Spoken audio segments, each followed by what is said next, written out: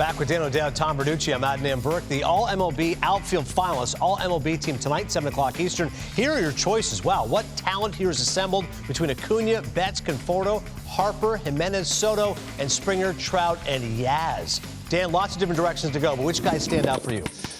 I mean, I think it's kind of a little bit of a no-brainer, but I really struggle with Yastrzemski. I meant Soto, Betts, and Trout. I mean, if you look at their numbers in every way, shape, or form, they separated themselves. But I tell you, Mike Yastrzemski, for me, I choked on a little bit as it relates to Mike Trout. I know in a vacuum, you'd probably say, what are you talking about? When you really break down Yaz's numbers, they're very, very close to Mike's numbers, but just not good enough. That's surprising, I think, when you dig up the data. Tom? Yeah, I'm the same way. You know, I was lucky enough to be on one of the panels before that went to the fans.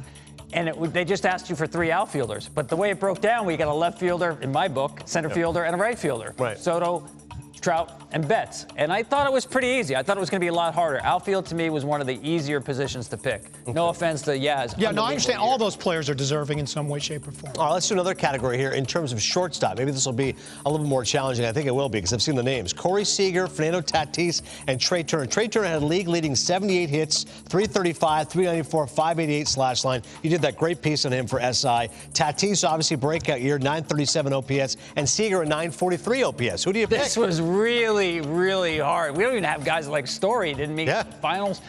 I actually went with Trey Turner because if you asked me to draft a team, I'd take Tatis. Asked me about 2020, and I thought Turner had the best year. As you mentioned, led the league in hits, had the highest OPS among all shortstops.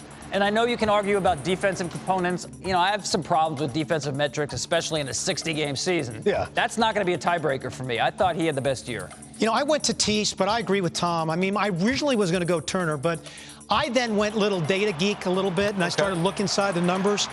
You know, the exit velocity to Tatis was #1 in the game with a 95.9, but what really jumped out at me, his barrel percentage and his hard hit percentage was so much higher than Turner.